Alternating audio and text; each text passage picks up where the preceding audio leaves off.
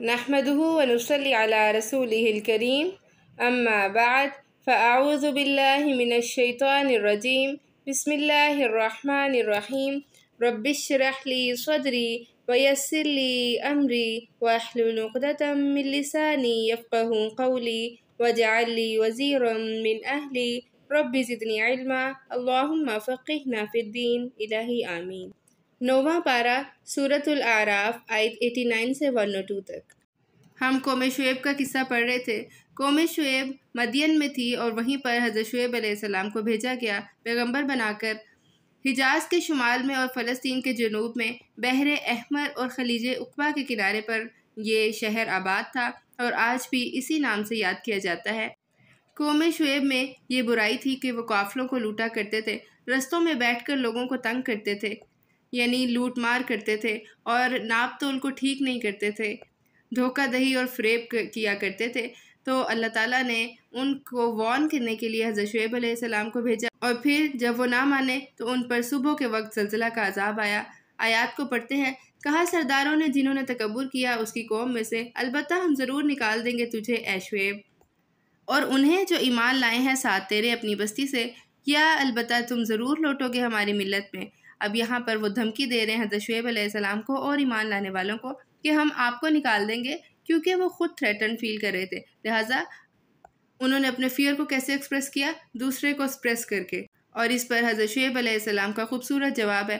فرمایا، اس نے کہا کیا بھلا اگرچہ ہوں ہم ناپسند کرنے والے، یعنی کہ ہم تمہاری ملت کو ناپسند کرتے ہوں، تمہارے طریقے کو ناپسند کرتے ہوں، یعنی انہیں اپنے دین اور ایمان کی ویلیو کا پتہ تھا۔ رسول اللہ صلی اللہ علیہ وآلہ وسلم نے فرمایا، ایمان کا مزہ چکھ لیا اس نے جس کے اندر ایمان لا کر کفر کی طرف پلٹنا ایسا ہی ہو جیسے آگ میں ہاتھ ڈالنا۔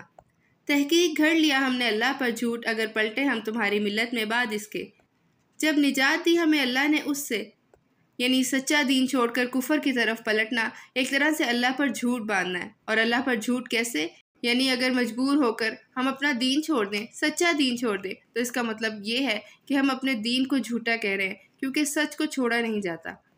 اور نہیں ہے جائز ہمارے لیے کہ ہم پلٹے اس میں مگر یہ کہ چاہے اللہ جو رب ہے ہمارا، یعنی وہ اللہ جس نے دور جاہلیت سے ہمیں نجات دی، اگر وہ چاہے وہ حکم دے تو ٹھیک ہے، پھر تو ہم واپس پلٹ جائیں گے، ورنہ کوئی اور چارہ نہیں۔ گھیر رکھا ہے ہمارے رب نے ہر چیز کو علم کے اعتبار سے، اللہ ہی پر توکل کیا ہم نے۔ اگر ان حالات کو ریئل لائف میں امیجن کریں تو کتنا ٹف ٹائم تھا ان کے لیے، اور اس وقت میں بھی اللہ تعالیٰ پر توکل کر رہے ہیں، بھروسہ کر رہے ہیں، اور ساتھ میں دعا بھی کر رہے ہیں۔ انہوں نے دعا کی، اے ہمارے رب فیصلہ کر دے درمیان ہمارے اور درمیان ہماری قوم کے ساتھ حق کے، اور تو بہتر ہے سب فیصلہ کرنے والوں میں۔ اب جب کہ حالات آخری نتیجے پر پہنچ گئے، اٹ موسٹ ایفرٹ کے بعد انہوں نے اللہ تعالیٰ سے دعا کی کہ اللہ تعالیٰ اب تو حق کا فیصلہ کر دے۔ اب یہ ساری بات چیت چل رہی ہے، کشمکش چل رہی ہے، سوسائٹی کی ایلیٹ آگے آتی ہے۔ اگلی آیت میں اللہ تعالیٰ نے فرمایا، اور کہا سرداروں نے جنہوں نے کفر کیا اس کی قوم میں سے، البتہ اگر پیروی کی تم نے شعیب کی، بے شک تم البتہ خسارے میں ہوگے۔ انہیں یہ پیروی کرنا نقصان کیوں لگا؟ کیونکہ یہ تجارت پیشہ قوم تھی، اور شعیب علیہ السلام کی تعلیم تھی کہ ناپ تول کو ٹھیک کرو، ملاوٹ نہ کرو، جھوٹ فریب اور دھوکہ دہی سے بچو۔ تو انہیں لگا کہ اگر وہ یہ سب چھوڑ دیں گے تو پھر تو ان کا منافع کم ہو جائے گا، پھر تو خسارے کا سودا ہوگا۔ پس پکڑ لیا انہیں زلزلے نے تو انہوں نے صبح کی اپنے گھروں میں اوندھے منہ۔ قوم لوط پر بھی زلزلے کے ساتھ گڑگڑاہٹ تھی، اور ان پر بھی اللہ کا عذاب برسا اور زلزلہ صبح کے وقت آیا۔ سورہ ہود آیت 95 میں اللہ تعالیٰ نے فرمایا، اور جب ہمارا فیصلہ آیا تو ہم نے شعیب اور اس کے ساتھی کو بچا لیا، اور باقی کے لوگ ایسے ہو گئے گویا کہ اس میں بسے ہی نہ تھے۔ اور یہاں بھی فرمایا، اور جنہوں نے جھٹلایا شعیب کو گویا کہ نہ وہ بسے تھے اس میں، اور جنہوں نے جھٹلایا شعیب کو تھے وہی خسارہ پانے والے۔ ہر چیز یوں ہو گئی گویا کہ کبھی وہ اس میں بسے ہی نہ تھے، اور وہ کہتے تھے کہ شعیب کی بات ماننے والوں کا نقصان ہوگا، جبکہ نقصان انکار کرنے والوں کا ہوا۔ تو اس نے منہ پھیر لیا ان سے اور کہا، اے میری قوم، البتہ تحقیق پہنچا دیے میں نے تمہاری طرف پیغامات اپنے رب کے، اور خیر خواہی کی میں نے تمہاری، تو کیوں کر میں افسوس کروں ایسے لوگوں پر جو کافر ہیں۔ پھر وہ منہ موڑ کر چلے گئے اور کہہ گئے کہ اے میری قوم، میں نے تو تمہیں رب کے پیغام بھی پہنچا دیے اور خیر خواہی بھی کر دی۔ جب سب کچھ بتا دیا تو پھر اب افسوس کس بات کا؟ جب حجت تمام ہو جائے تو پھر اس کے بعد غم کرنا بیکار ہے۔ سورہ مائدہ آیت 68 میں اللہ تعالیٰ فرماتے ہیں، ان لوگوں کا ذکر کرتے ہوئے جو سرکشی کو پسند کرتے ہیں اور گمراہی کے رستے پر چلتے ہیں، ضرور بڑھا دے گا ان لوگوں کو جو تیرے رب کی طرف سے تجھ پر نازل ہوا ہے سرکشی اور کفر میں، تو تم کافر لوگوں پر غم نہ کرو۔ اور نہیں بھیجا ہم نے کسی بستی میں کوئی نبی مگر پکڑ لیا ہم نے ان کے رہنے والوں کو ساتھ سختی اور تکلیف کے، تاکہ وہ گڑ گڑائیں اور عاجزی کریں۔ تو اللہ تعالیٰ نے ہر دور میں ہر قوم کے پاس پیغمبر بھیجا اور جھٹلانے پر عذاب بھی بھیجا، اور بڑے عذاب سے پہلے چھوٹے چھوٹے عذاب وقتی تکلیفوں کی شکل میں آتے ہیں، جیسے کوئی حاجت مندی، فقر، ناگواری یا کوئی بیماری کی تکلیف تھی۔ اس طرح کی چھوٹی چھوٹی آزمائشیں ان پر مسلط کی گئیں، اور وجہ کیا تھی کہ وہ اپنا تکبر اور ڈٹائی کو چھوڑ کر گڑ گڑائیں، عاجزی کریں، اللہ کے سامنے جھک جائیں۔ تو لہٰذا تنگ دستی کا عذاب جو تھا وہ ان پر مسلط کیا گیا چھوٹے عذاب کی شکل میں۔ پھر بدل دیا ہم نے جگہ برائی کے بھلائی کو، یعنی کہ پھر جو ان کے اوپر تنگ دستی تھی اللہ تعالیٰ نے اسے خوشحالی سے بدل دیا، اور یہ خوشحالی بھی ان کے لیے ایک آزمائش تھی، یہاں تک کہ وہ زیادہ ہو گئے۔ وہ کہنے لگے تحقیق پہنچی تھی ہمارے آباء و اجداد کو بھی تکلیف اور خوشی، یعنی انہوں نے اس کو نارمل لیا کہ حالات کا بدلنا، حالات کا آنا جانا، نعمتوں کا ملنا اور ان کا چھن جانا، یہ تو شروع سے چلا آ رہا ہے۔ لیکن آپ دیکھیں کہ جب وہ نہیں مانے تو اللہ تعالیٰ نے ان کی تکلیفوں کو ہٹا کر انہیں مال و دولت اور بھلائی دی، اور عفو کہتے ہیں کسی چیز کی کثرت اور مال اور اولاد کا بڑھ جانا۔ تو زندگی تو مسلسل امتحان ہے۔ اللہ تعالیٰ سورہ انبیاء آیت 35 میں فرماتے ہیں ہم آزما رہے ہیں تم کو خیر اور شر کے ساتھ، یعنی خیر کا ملنا بھی آزمائش ہے اور شر کا ملنا بھی آزمائش ہے۔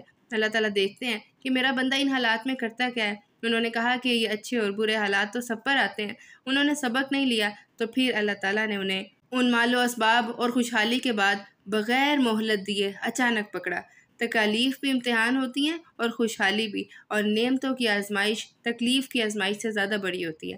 سورہ الانعام آیت 44 میں اللہ تعالیٰ نے فرمایا ہم نے ان کو ہر چیز خوب خوب دی، پھر جب وہ دنیا میں مشغول ہو گئے تو پھر ہم نے انہیں یکا یک پکڑ لیا۔ سورہ اعراف 168 میں فرمایا اور ہم نے حسنات اور سیئات سے ان کی آزمائش کی۔ تو یہاں سے ہمیں سیکھنے کو کیا ملتا ہے کہ تکلیف پر صبر کرنا چاہیے، اور نعمت کے ملنے پر بھی رجوع اللہ اور شکر ادا کر کے حق ادا کرنا چاہیے۔ نعمت کا ملنا اللہ کی رحمت ہے، لیکن اس میں مشغول ہو کر اللہ تعالیٰ کو بھول جانا یہ بہت بڑی بدبختی ہے۔ جب بستی پر ایسی مصیبت آتی ہے تو پھر آپ دیکھیں کہ نیک اور بد دونوں پستے ہیں، لیکن نیک لوگوں کے لیے پھر آخرت زیادہ خوشی کی جگہ ہے۔ دنیا تو دارالعمل ہے اور آخرت دارالجزا ہے۔ اور اگرچہ بے شک بستیوں والے ایمان لے آتے اور تقویٰ کرتے، البتہ کھول دیتے ہم ان پر برکتیں آسمان سے اور زمین سے۔ یہاں پر اللہ تعالیٰ افسوس کر رہے ہیں کہ اگر وہ ایمان لے آتے تو پھر یہ حالات ان پر نہ آتے، پھر تو اللہ تعالیٰ رحمتوں اور برکتوں کے دروازے کھول دیتے ان پر۔ اگر بستیوں والے ایمان لے آتے، آسمان بھی بارش برساتا، زمین بھی سبزہ اگاتی، تو معلوم ہوتا ہے کہ دین کے رستے پر چلنے سے دنیا میں بھی رحمتیں ہوتی ہیں۔ انسان کے ساتھ جو کچھ بھی ہوتا ہے وہ اس کے ہاتھوں کی کمائی ہوتی ہے، کیونکہ اللہ تعالیٰ فرما رہے ہیں کہ لیکن ان کو جنہوں نے جھٹلایا ہم نے پکڑ لیا انہیں بوجہ اس کے جو تھے وہ کمائی کرتے، جو وہ اعمال کرتے تھے انہی کا بدلہ انہیں دیا گیا۔ تو اس دنیا کو کام کی جگہ سمجھنا چاہیے، امتحان کی جگہ سمجھنا چاہیے، کیونکہ دارالجزا تو آخرت ہے۔ کیا بھلا وہ بے خوف ہو گئے ہیں بستیوں والے کہ آ جائے ان پر عذاب ہمارا رات کے وقت اور وہ سو رہے ہوں؟ اب یہاں پر باقی لوگوں سے خطاب ہے، باقی بستیوں والوں سے، باقی شہروں اور ہم سے خطاب ہے۔ قرا کہتے ہیں بستی، شہر اور سٹی کو، جیسے مکہ شہر کو ام القرا کہا جاتا ہے، بستیوں کی ماں۔ تو کیا باقی رہنے والی بستیوں کے لوگوں نے یہ سمجھ لیا کہ ان کی پکڑ نہ ہوگی؟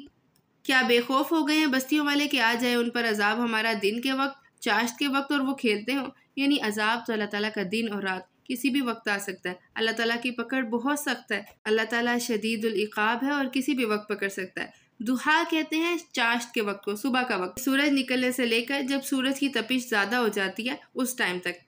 تو اللہ تعالیٰ چاہے تو صبح کو انسان کو پکڑ لے، اور اللہ کی پکڑ آئے تو رات کو بھی آ سکتی ہے جبکہ انسان سو رہا ہو۔ اصل معنی میں بھی سونا یا پھر دن کے وقت کھیل کود میں مشغول ہونا ہے، اور ویسے غفلت کی نیند سونا، اور کھیل سے مراد کیونکہ کھیل ہوتا ہے ایکٹیویٹی، گیمز وغیرہ جو ہمیں اپنے اندر بزی کر لیتی ہیں اور جن کو انجوائے کر رہے ہوتے ہیں، اور پھر اس انجوائمنٹ کے اندر ہم باقی چیزوں کو اگنور کر دیتے ہیں۔ جیسے جس کو جو شوق ہوتا ہے، فار ایگزامپل اگر کسی کو چائے انجوائے کرنے کا شوق ہے، وہ اسے بیٹھا ہے، وہ فیل کر رہا ہے، ساتھ میں وہ ایک اچھے ویدر کو بھی انجوائے کر رہا ہے، کوئی بیوٹیفل سینری ہے، تو وہ اس کے لیے ایک ایکٹیویٹی ہے۔ اور یہاں پر اللہ تعالیٰ نے لائب کس کو کہا ہے، کن کاموں کو کھیل کہا ہے؟ جیسے ہماری مارننگ ایکٹیویٹیز ہے، کیونکہ صبح کے وقت ہر کوئی اپنی اپنی روٹین میں بزی ہے، کوئی گھر کی صفائیاں کر رہا ہے، کوئی ٹی وی دیکھ رہا ہے، کوئی کھانے پکا رہا ہے، کوئی بلا وجہ بیکار کی اسکرولنگ کر رہا ہے، موبائل یوز کر رہا ہے، مطلب ہماری جو بھی ایکٹیویٹیز ہیں اگر اس کا مقصد اللہ تعالیٰ کی یاد نہیں ہے یا وہ ہمیں جنت کے قریب نہیں کر رہی تو اللہ کے نزدیک وہ لعب ہے۔ گھروں کو خواہ کتنا ہی چمکا لیں وہ پھر گندے ہو جاتے ہیں، لہٰذا ان کو اتنا ہی وقت دیں جتنا ان کی قیمت ہے، اور ان کی قیمت آخرت کی قیمت سے زیادہ نہیں ہو سکتی۔ ذرا سوچیں کہ اللہ ہمیں دیکھ کر کیا سوچتے ہوں گے کہ میرا بندہ، اسے میں نے کس کام کے لیے بھیجا تھا اور یہ کیا کر رہا ہے۔ پھر فرمایا کیا بھلا بے خوف ہو گئے ہیں اللہ کی تدبیر سے؟ بس نہیں بے خوف ہوا کرتے اللہ کی تدبیر سے مگر وہ لوگ جو خسارہ پانے والے ہوں، یعنی کہ کیا اللہ کے عذاب سے بے خبر ہو کر، مطمئن ہو کر، پرامن ہو کر بیٹھے ہوئے ہیں؟ اور یہاں اللہ کی تدبیر سے، خفیہ تدبیر سے اللہ کے عذاب کی طرف اشارہ ہے، یعنی کیا باقی رہنے والی بستیاں ان سے سبق نہیں لیتی؟ ان بستیوں سے جن پر اللہ تعالیٰ کی پکڑ آئی وہ کیسے مطمئن ہو سکتی ہیں جبکہ اللہ تعالیٰ ہمارے ہر گناہ کو اور ہماری ہر ایکٹیویٹی کو دیکھ رہا ہے؟ کیا بھلا نہیں رہنمائی کی ان لوگوں کی جو وہ وارث بنتے ہیں زمین کے بعد اس کے رہنے والوں کے، یعنی وہ لوگ جو ان جگہوں پر بستے تھے ان کے خالی گھروں کو دیکھ کر کوئی سبق نہیں لیتا، پھر بھی اپنی دنیا میں مصروف رہتا ہے۔ ہمیں ان بستیوں سے عبرت لینی چاہیے۔ اگر ہم ہسٹری کو پڑھیں تو ہمیں معلوم ہوگا کہ ہر علاقے میں کوئی نہ کوئی ایسے آثار ضرور ملتے ہیں کہ وہاں کوئی نہ کوئی بستی آباد تھی اور پھر ہماری ہی طرح وہ ہنستے بستے تھے اور پھر زمین کی تہوں میں ہیں، زمین کے نیچے پچھلی قوموں کے آثار کی تہیں ملتی ہیں جیسے فوسلز وغیرہ ہیں، تو وہ ان کی اینٹیکس تھیں، ان کی یونیکس تھیں، ان کا کلچر تھا جو زمین میں دفن ہو گیا، اور ہم مہر لگا دیں گے ان کے دلوں پر، پھر نہ وہ سنیں گے۔ تو دلوں پر مہر لگ جانا بھی ایک طرح سے اللہ تعالیٰ کے عذاب ہی کی قسم ہے۔ آنکھوں کے سامنے حادثے ہوتے ہیں اور پھر دوسروں کی مصیبت کہہ کر ہم انہیں ٹال دیتے ہیں، ہم ان سے سبق نہیں لیتے۔ ہم نیوز بھی دیکھیں تو پھر صرف اسے انفارمیشن کے لیے، تفریح کے لیے، لیکن ہم ان سے عبرت نہیں لیتے۔ ہم یہ نہیں سمجھتے کہ اگر یہ حالات آج کسی اور پر ہیں تو ہم پر بھی آ سکتے ہیں۔ اللہ تعالیٰ ہمیں ہر طرح کی بری آفات سے اور مصیبتوں سے محفوظ رکھے، آمین۔ تو اللہ تعالیٰ فرما رہے ہیں ان لوگوں سے جو زمین پر رہتے ہیں، یعنی ہم سے، کیا بھلا نہیں رہنمائی کی ان لوگوں کی جو وارث بنتے ہیں زمین کے بعد اس کے رہنے والوں کے، اس بات نے کہ اگر ہم چاہیں تو ہم پکڑ لیں انہیں بوجہ اس کے گناہوں کے اور پھر ہم مہر لگا دیں ان کے دلوں پر کہ وہ نہ سنتے ہوں۔ یہ بستیاں ہیں، ہم بیان کر رہے ہیں آپ پر ان کی خبروں میں سے، اور البتہ تحقیق آئے ان کے پاس رسول ان کے ساتھ کھلی نشانیوں کے۔ نبا کہتے ہیں اہم خبر کو، تو پچھلی قوموں کی اہم خبر یہ ہے کہ ان کے پاس ان کے پیغمبر کھلی دلائل لے کر آئے، لیکن انہوں نے ایک بار انکار کرنے کے بعد پھر نہیں مانا، اسے انا کا مسئلہ بنا لیا۔ تو جو شخص عبرت نہیں لینا چاہتا پھر اللہ بھی اس سے توفیق چھین لیتا ہے۔ اسی طرح اللہ تعالیٰ دلوں پر مہر لگا دیتا ہے۔ سورہ صف میں اللہ تعالیٰ نے فرمایا جب وہ ٹیڑھے ہو گئے تو پھر اللہ نے ان کے دل بھی ٹیڑھے کر دیے۔ سورہ بقرہ آیت 10 میں اللہ نے فرمایا ان کے دلوں میں بیماری ہے اور اللہ نے اسے اور بڑھا دیا، اور نہیں پایا ہم نے ان کی اکثریت کے لیے کوئی عہد۔ ان کی اکثریت نے عہد نہیں نبھایا۔ کون سا عہد؟ وعدہ الست، اللہ تعالیٰ سے اطاعت کا وعدہ۔ اور البتہ پایا ہم نے ان کی اکثریت کو فاسق۔ تو یہاں پر دو وجہ پتہ چل رہی ہیں اللہ تعالیٰ کے عذاب کی، ایک وعدہ وفا نہ کرنا اور دوسرا فسق کرنا یا نافرمانی کرنا، اللہ تعالیٰ کی حدود کو توڑنا۔ اللہ تعالیٰ سے دعا ہے کہ اللہ تعالیٰ ہمیں ان آیات کی گہرائی میں جانے کی توفیق دے، انہیں سمجھنے اور ان پر عمل کرنے کی توفیق عطا فرمائے۔ ربنا لا تزغ قلوبنا بعد إذ هديتنا وهب لنا من لدنك رحمة إنك أنت الوهاب۔ آخر دعوانا أن الحمد لله رب العالمين، إلہی آمین۔